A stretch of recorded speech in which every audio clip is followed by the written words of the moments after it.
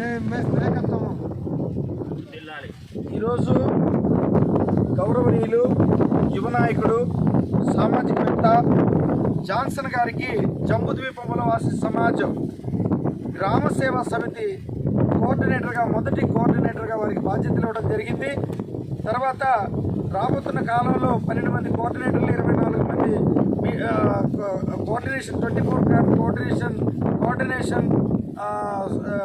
Coordination committee సభ్యుల్ని యువకుల్ని ఎంపిక చేసి ఫర్దర్ భవిష్యత్ కార్యాలను నిర్ధారిస్తారు. కాబట్టి ఈ రోజున ఆయన స్వచ్ఛతను గమనించి అన్ని కమ్యూనిటీలను కలపగలిగి కుల మత వర్గ విచక్షణలు లేకుండా కొనసాగేటువంటి ఒక వ్యవస్థను నిర్మించాలంటే ఆ వ్యవస్థ మీద పరిశీలనాత్మకమైన అవగాహన ఉన్నటువంటి వ్యక్తులు కావాలి. మరి గత కాలం నుంచి కూడా ఈ సామాజిక వ్యవస్థల యొక్క తీరు గమనిస్తున్న జాన్సన్ గారు ముందుకు రావడం చాలా ఆనందంగా ఉంది. ఇవాళ బీసీ ఎస్సీ ఎస్టీల ఐక్యతతో కూడుకున్న స్వపరిపాలన విధానం రావాలి.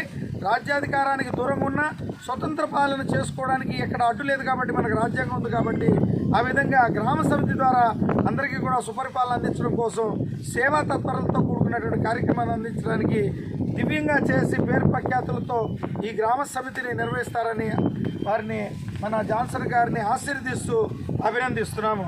ఇప్పుడు జాన్సన్ గారు వారి అభిప్రాయాన్ని తెలియజేస్తారు.